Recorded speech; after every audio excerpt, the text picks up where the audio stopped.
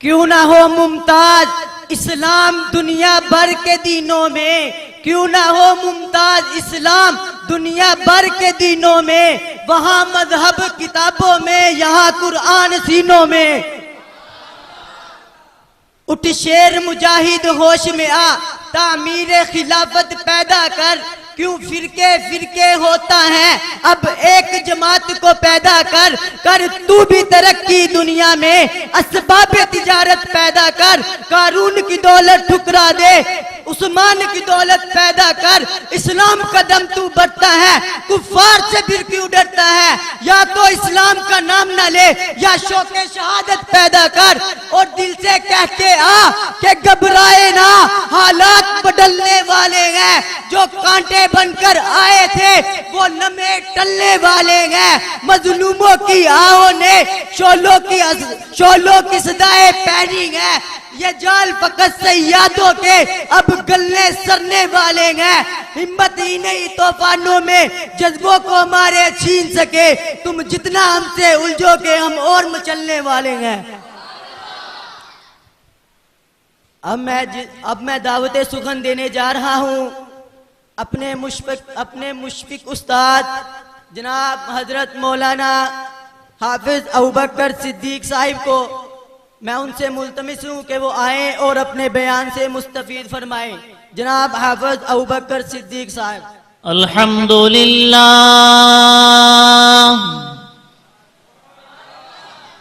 الحمدللہ رب العالمین والعاقبۃ للمتقین والصلاة والسلام على أشرف الأنبياء والمرسلين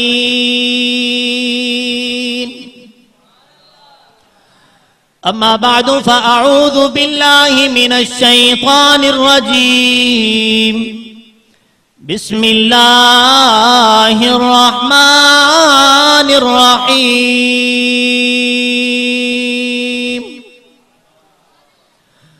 الرحمن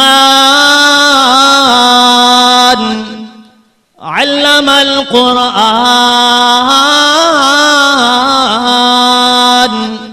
خلق الإنسان علمه البيان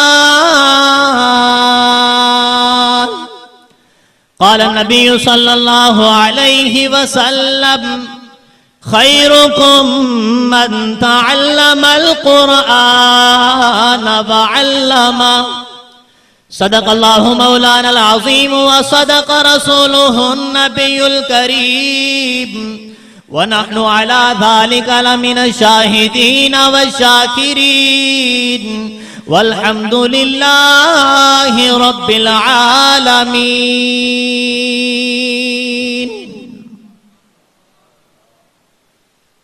میرے انتہائی واجب الاحترام معزز و مکرم محترم بزرگ اور دوستو، اور پردے میں بیٹھنے والی ماں اور بہنوں،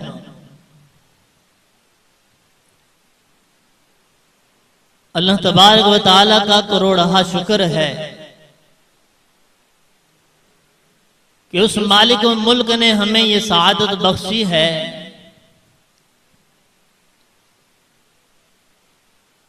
کہ ہمارے اس علاقہ کے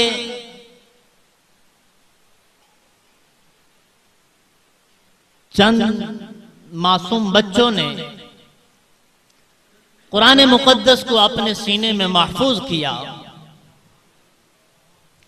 یہ صرف سعادت اور مبارکباد کے مستحق وہ والدین نہیں بلکہ ان کے رشتہ دار بھی ہیں، ان کے عزیز و اقربا بھی ہیں، ان کے ساتھ پیار محبت کا سلوک کرنے والے بھی ہیں، ان کے ہمسائے بھی ہیں، ان کے علاقے میں رہنے والے تمام کے تمام لوگ بھی ہیں کہ روایات میں آتا ہے کہ جس علاقے میں قرآن پڑھا جا رہا ہو، قرآن کی تلاوت ہو رہی ہو، اللہ تبارک و تعالی کی طرف سے اس بستی پہ اگر عذاب نازل کرنے کا فیصلہ ہو چکا ہوتا ہے، قرآن کی آواز کی برکت سے، قرآن کے پڑھنے کی برکت سے، قرآن کی تلاوت کی برکت سے آئے ہوئے عذاب اللہ واپس لوٹا لیا کرتا ہے۔ تو میرے عزیزو، یہ کوئی معمولی کتاب نہیں ہے، یہ وہ کتاب ہے کہ اس کتاب کے ساتھ اگر لکڑی لگے لکڑی کا مقام بنتا ہے، کپڑا ملے کپڑے کا مقام بنتا ہے۔ انسان تو پھر انسان ہے، انسان کو اللہ کہاں تک مقام دیتے ہیں، اور یہ مقام دیتے ہیں، یہ عزت بخشتے ہیں کہ طالب علم گھر سے پاؤں باہر رکھتا ہے، بظاہر وہ زمین پہ پاؤں رکھ رہا ہے، میرے محبوب کہتے ہیں کہ فرشتے اس کے قدموں کے تلے پر بچھاتے ہیں۔ یہ اتنی سعادت کی بات ہے، اتنی محبتوں کی بات ہے، اتنی عقیدتوں کی بات ہے، اور اس قرآن کے لیے اللہ تبارک و تعالی اپنے محبوب لوگوں کا انتخاب کرتے ہیں، اور جس کا انتخاب کرتے ہیں اللہ اسے عزتوں سے نوازتے ہیں۔ تو یہ قرآن کوئی معمولی کتاب نہ تھی، اس قرآن کو پڑھ لیا، سینے میں محفوظ کر لیا، اس پہ عمل کر لیا۔ میرے محبوب علیہ السلام کا فرمان ہے، اہل القرآن ہم اہل اللہ۔ اگر اللہ والے دیکھنا چاہتے ہو تو قرآن والے دیکھ لو، جنہوں نے قرآن کو پڑھا، سینے میں محفوظ کر لیا، اس قرآن پہ عمل کرنا شروع کر دیا، وہی اللہ والے ہیں۔ آج لوگ تلاش میں رہتے ہیں اللہ والا کہاں ملے گا، فلاں بستی میں، فلاں جگہ پہ، فلاں ٹھکانے پہ۔ حضور علیہ السلام دو جہاں کے محبوب پیغمبر یہ اعلان کر کے جا رہے ہیں، میرے آپ کے لیے بلکہ قیامت تک آنے والے انسانوں کو یہ درس دے رہے ہیں، اہل القرآن ہم اہل اللہ۔ اگر قرآن والوں کو دیکھتے ہو تو یہی سمجھو کہ ہم نے اہل قرآن کو دیکھا، ہم نے اہل اللہ کو دیکھا، اللہ والوں کو دیکھا۔ میرے عزیزو، آج قرآن کی قدر نہ رہی، آج قرآن کی اہمیت نہ رہی، آج دل میں قرآن کی محبت نہ رہی، قرآن کی مٹھاس نہ رہی۔ ایک وہ وقت تھا میرے محبوب علیہ السلام نے سفر شروع کیا، صحابہ اکرام کی جماعت بھی ساتھ تھی، صحابہ اکرام بھی حضور علیہ السلام کے ساتھ سفر میں شریک تھے۔ سفر کرتے کرتے ایک جگہ ایسی آ گئی، ایک ٹھکانہ ایسا آیا کہ فجر کی نماز کا وقت ہوا۔ حضور علیہ السلام نے نماز کا آغاز کیا، ابتدا ہوئی، اللہ اکبر کیا، نماز پڑھنی شروع کر دی، قرآن پڑھنا شروع کیا کہ جنات کا ایک قافلہ گزر رہا تھا، قرآن کی تلاوت سنی، وہیں ٹھہر گیا، قرآن سننے لگ گیا۔ انسان نہیں، جنات ہیں۔ حضور قرآن پڑھ رہے ہیں، صحابہ پیچھے کھڑے ہیں، فجر کی نماز ہو رہی ہے، صحابہ اکرام بھی نماز میں شریک ہیں، جنات پیچھے ٹھہر کے قرآن کی تلاوت سننے لگے، قرآن کی تلاوت سنتے سنتے جھومنے لگے۔ جب وہاں سے پلٹ کے اپنی بستی میں واپس گئے، وہاں جا کے کہنے لگے، اِنَّا سَمِعْنَا قُرْآنًا عَجَبًا، ہم نے ایسا عجیب قرآن سنا ہے، یَہْدِی إِلَى الرُّشْدِ فَآمَنَّا بِهِ، جو سیدھے راستے کی طرف رہنمائی کرتا ہے۔ وَلَن نُشْرِكَ بِرَبِّنَا أَحَدًا، ہم اپنے رب کے ساتھ کسی کو شریک نہیں ٹھہرائیں گے۔ جنات کی زندگی بدلی ہے، اور زندگیوں میں تبدیلی آئی ہے، انقلاب آیا ہے۔ صرف قرآن کی تلاوت سنی ہے، قرآن کی تلاوت سننے سے زندگی میں انقلاب آ رہا ہے۔ آج قرآن پڑھا بھی جا رہا ہے، قرآن سنا بھی جا رہا ہے، پھر بھی لوگ اعتراض کرنے سے باز نہیں آتے۔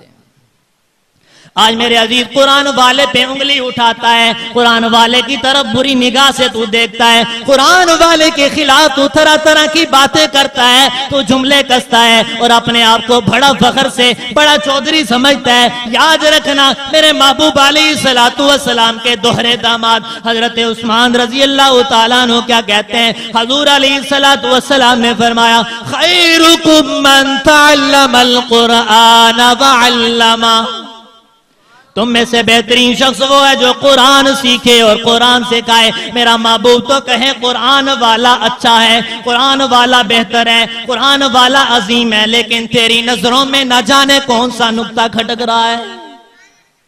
اور یاد رکھنا، کسی کے اعتراض کرنے سے، اختلاف کرنے سے قرآن والوں کی شان میں فرق نہیں آتا، یہ ابتدا سے چلا آ رہا ہے۔ قرآن والے دن بدن ترقی کرتے جا رہے ہیں، اور یاد رکھنا تو دین سے محروم ہوگا ہی، تیری اولادیں بھی دین سے محروم رہیں گی۔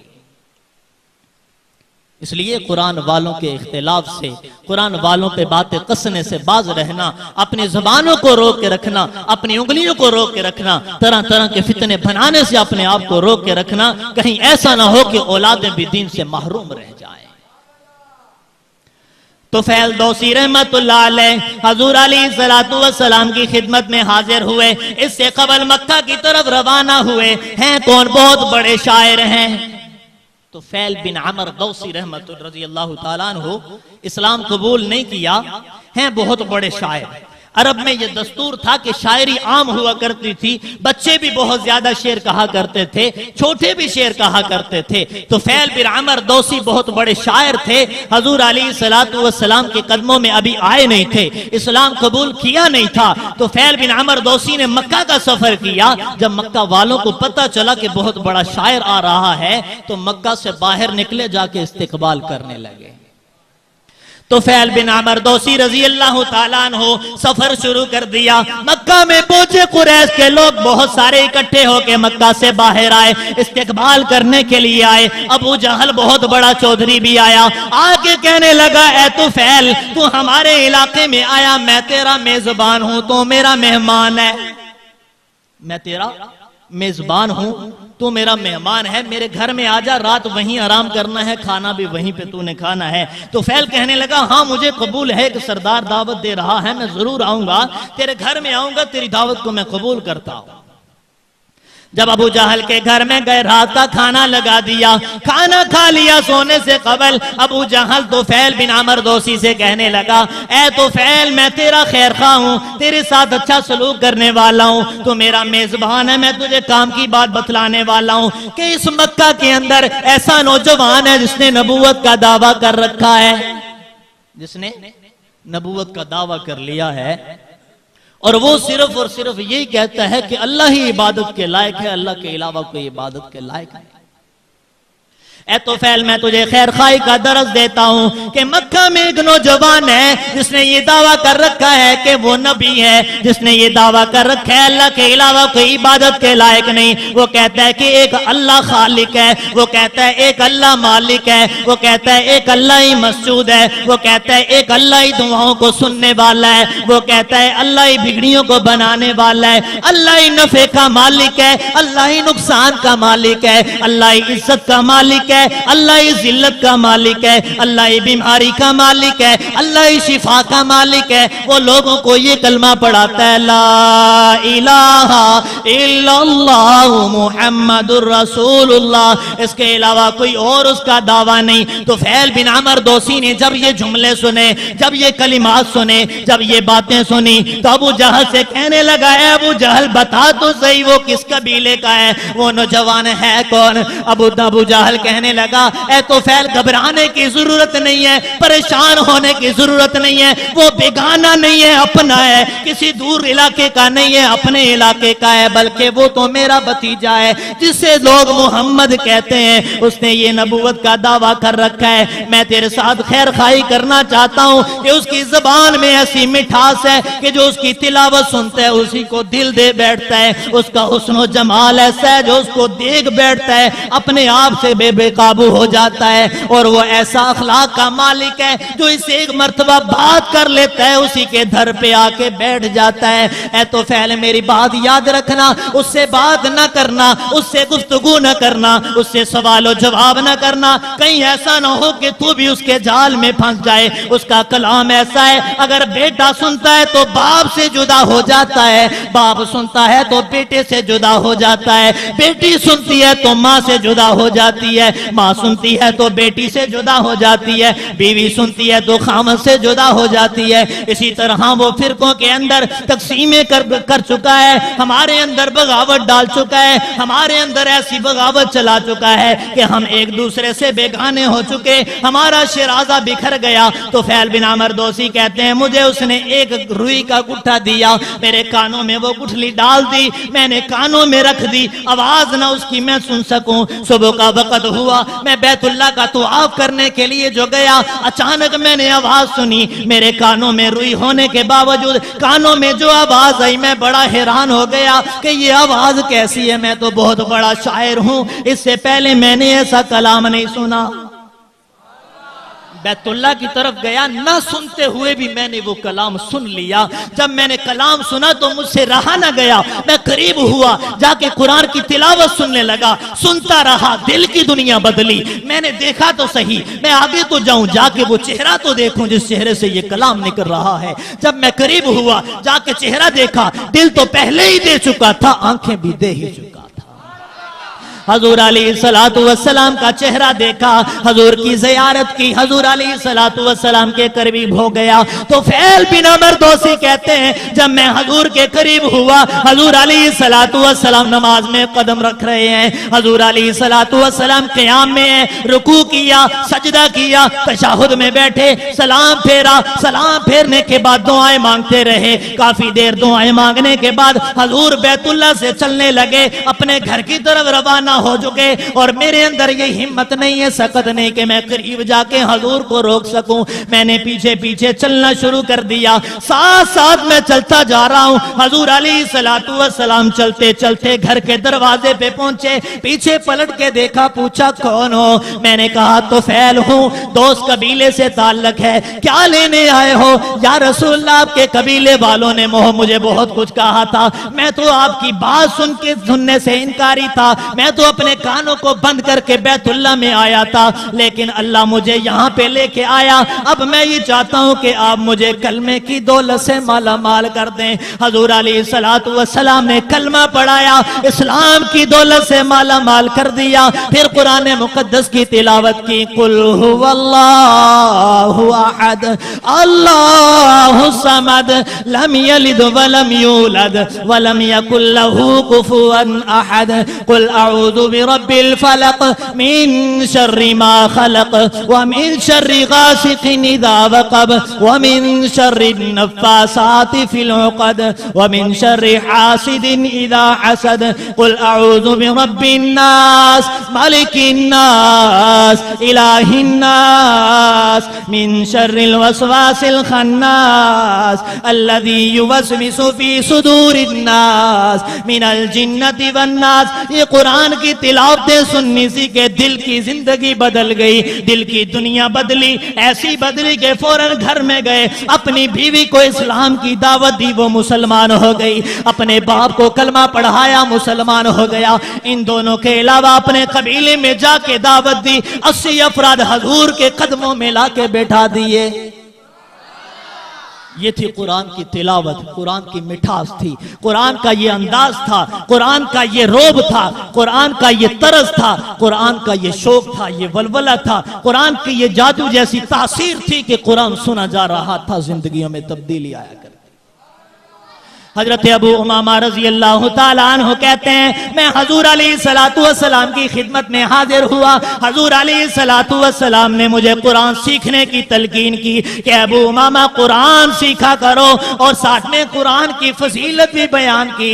حضور علیہ السلام کہنے لگے قیامت کے دن یہ قرآن اس وقت اس آدمی کے کام آئے گا جو قرآن پڑھنے والا ہوگا، جب اسے بہت زیادہ سہاروں کی ضرورت ہوگی۔ یہ قرآن انسانی شکل میں، حسین و جمیل شکل میں انسان کے پاس آئے گا اور آ کے پوچھے گا اے نوجوان مجھے پہچانتا ہے میں کون ہوں؟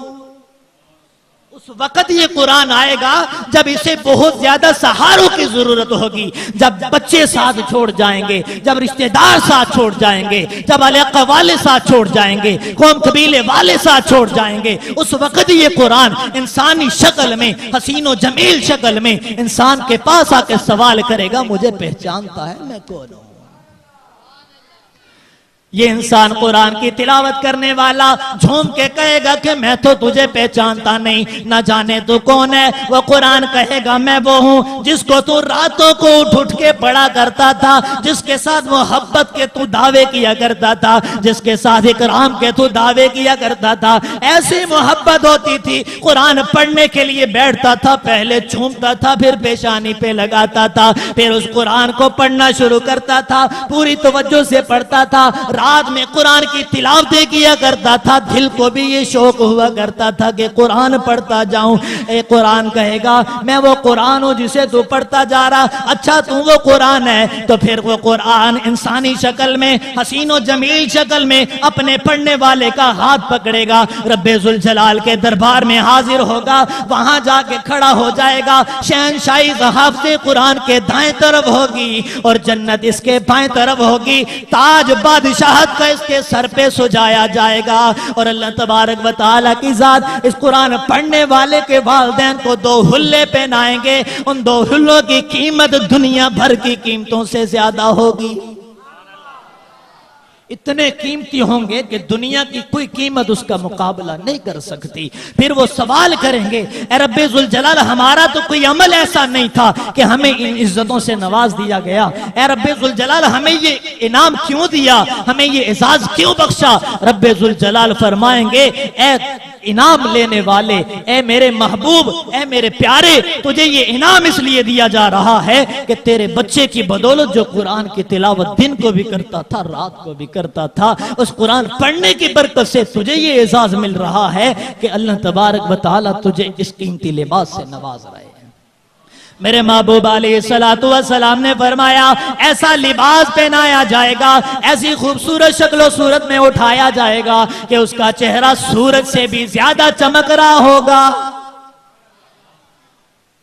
میرے عزیزو، آج قرآن کو حقیر سمجھنے والوں، قرآن کی طرف اپنی اولادوں کو نہ لگانے والوں، قرآن کی طرف آنے سے اپنی اولادوں کو روکنے والوں، یاد رکھنا میرے آپ کے محبوب جناب محمد رسول اللہ صلی اللہ علیہ وسلم کیسے قرآن والوں کے ساتھ محبت کیا کرتے تھے۔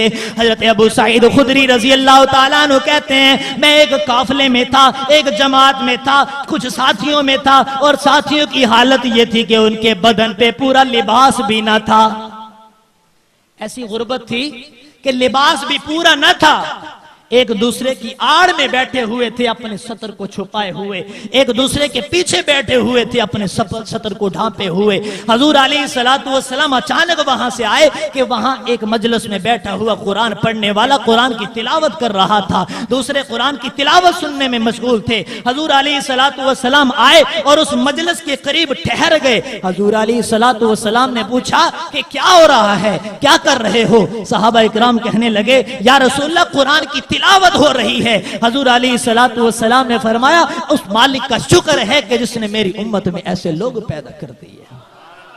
پھر حضور علیہ السلام اس مجلس میں خود بیٹھے، کس مجلس میں؟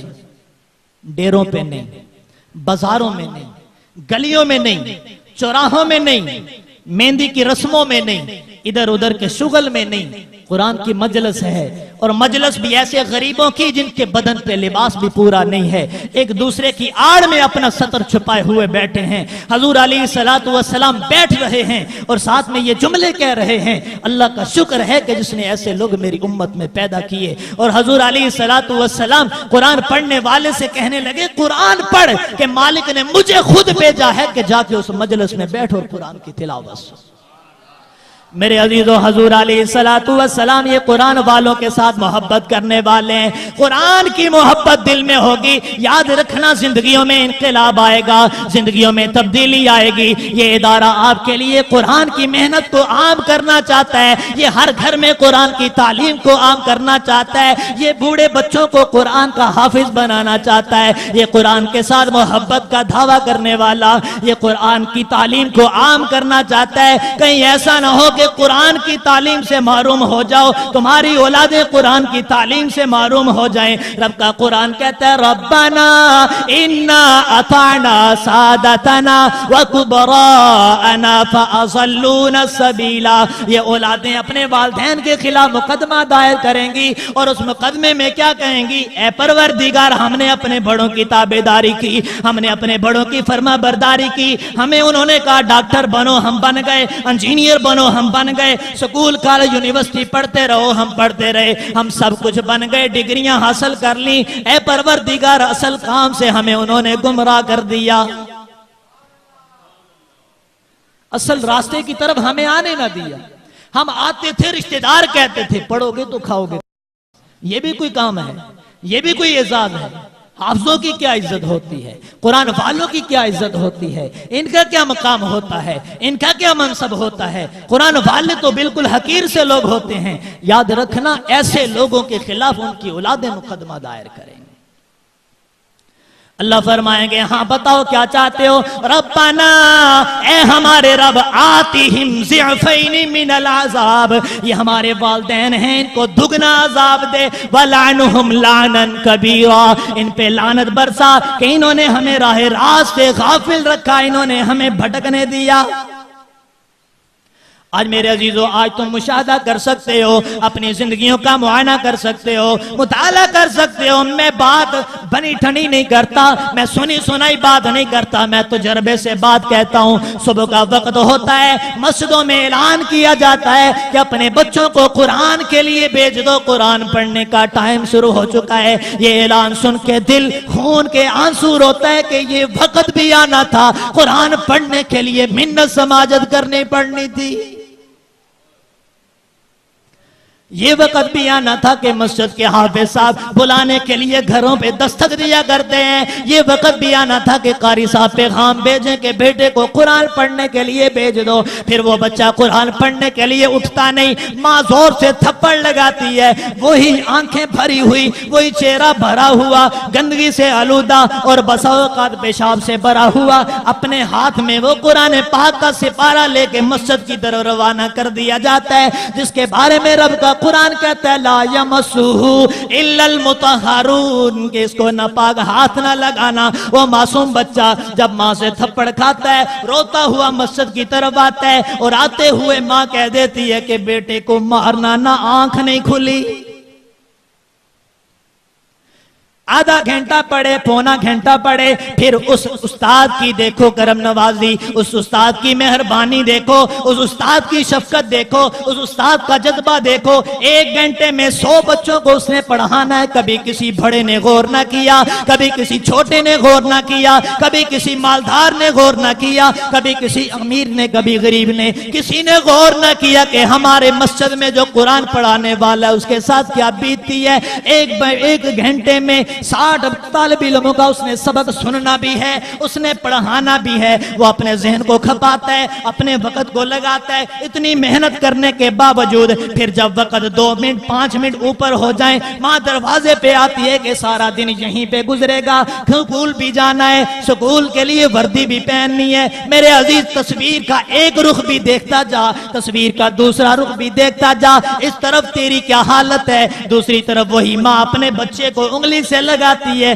گھر میں جاتے ہوئے، گھر میں پہنچنے سے پہلے اس کی پیشانی کو کتنی مرتبہ چومتی ہے۔ پھر وہ بچہ گھر میں پہنچتا ہے، اسے نہلایا جاتا ہے، وردی پہنا دی جاتی ہے، اسے ٹائی لگا دی جاتی ہے، سرما لگا دیا جاتا ہے، تیل لگا دیا جاتا ہے، کنگھی کر دی جاتی ہے، جوتا پالش کر کے دے دیا جاتا ہے۔ بیٹی ماں بڑے محبت سے اپنے بیٹے کے سامنے کھانا رکھتی ہے، منت سماجت کرتی ہے۔ باپ بھی آنکھ کھولتا ہے، بیدار ہوتا ہے، بچے کو پکڑتا ہے، پیشانی چومتا ہے، جلدی سے چابی پکڑتا ہے، بھائی پہ وہاں پہ چھوڑ کے آتا ہے۔ مسجد کی تعلیم اتنی حقیر ہو گئی کہ دھکیل کے بھیجا جا رہا ہے، اور سکول کی تعلیم اتنی مقدم ہو گئی کہ وہاں پہ سارے گھر کے لوگ تڑپ رہے ہیں۔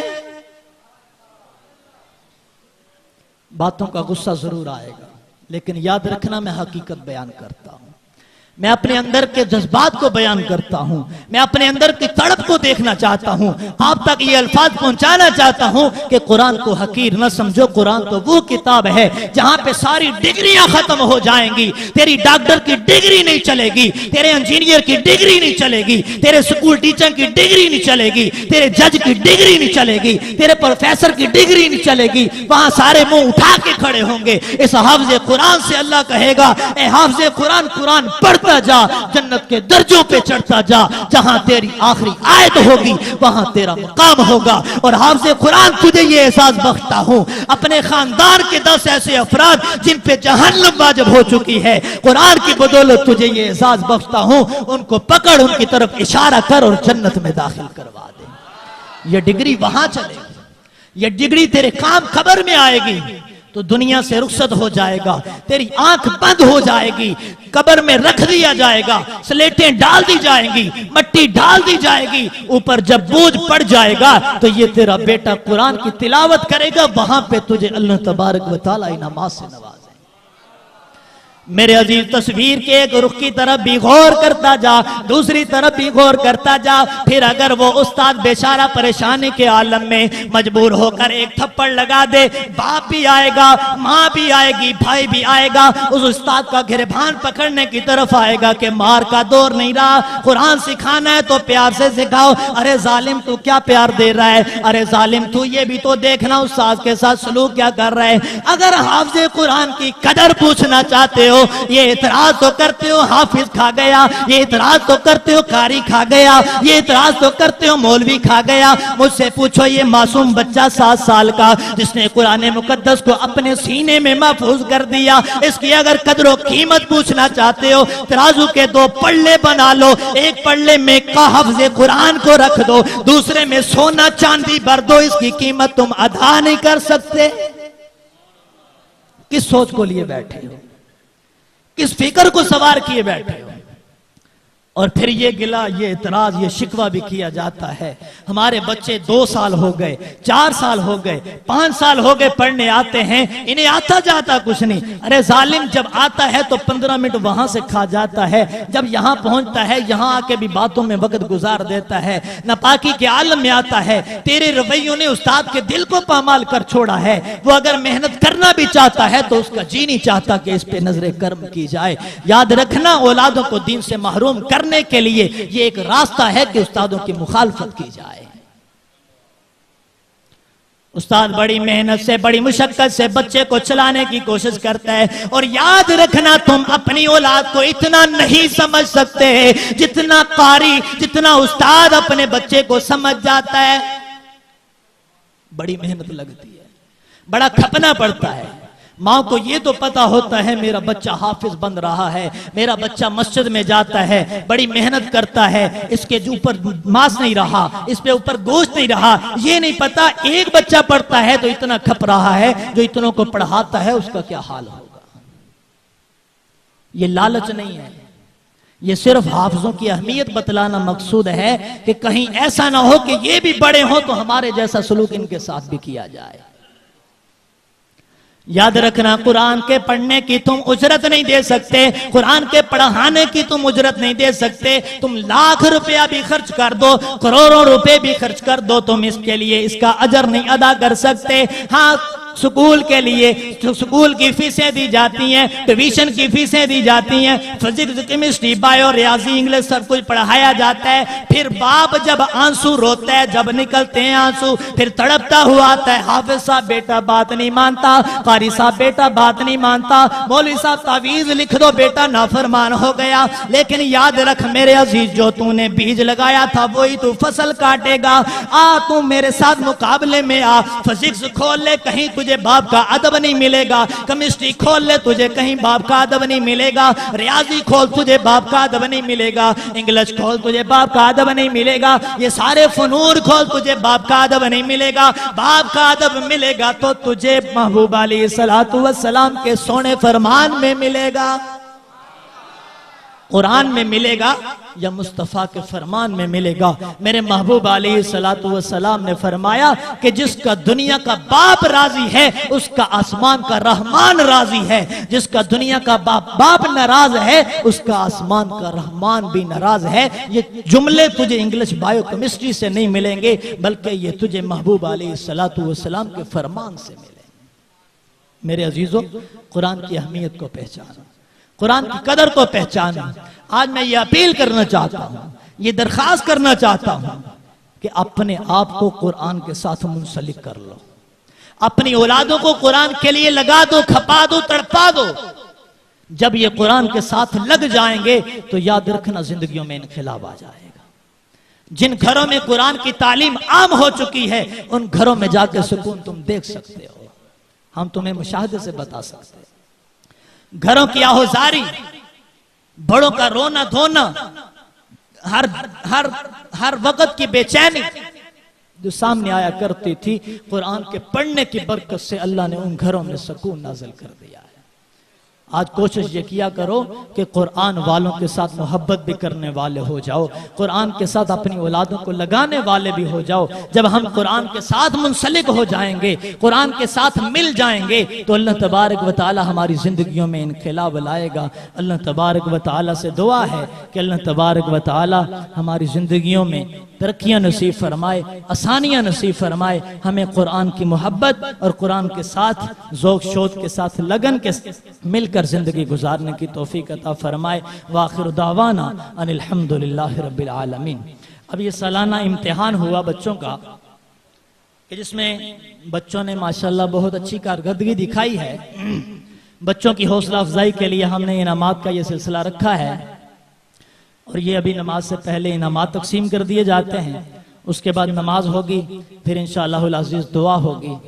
اور بعض ایسے بچے ہیں جنہوں نے قرآن مقدس ناظرہ پڑھا ہے، ان ناظرہ پڑھنے والے بچوں کو ہم 29ویں رات اختتام قرآن، تکمیل قرآن کے موقع پہ انعامات تقسیم کریں گے۔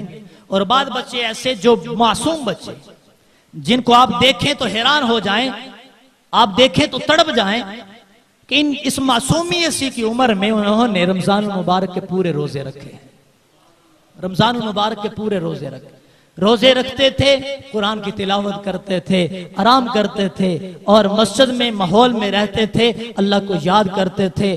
یاد رکھنا انہی کی برکت سے اللہ آپ کو بھی دے رہا ہے، ہمیں بھی دے رہا ہے۔ تو ان کو بھی انشاءاللہ العزیز ہم انعام 29ویں رات کو دیں گے۔ اللہ تبارک و تعالی ان کی محنت کو، ان کی کاوشوں کو قبول و منظور فرمائے۔ جن کے بچے پڑھ رہے ہیں، اللہ تبارک و تعالی ان کے ذوق شوق میں، ان کے علم و عمل میں، ان کے اخلاص میں، مال جان میں برکتیں اور ترقیاں نصیب فرمائے۔ وآخر دعوانا الحمدللہ رب العالمین۔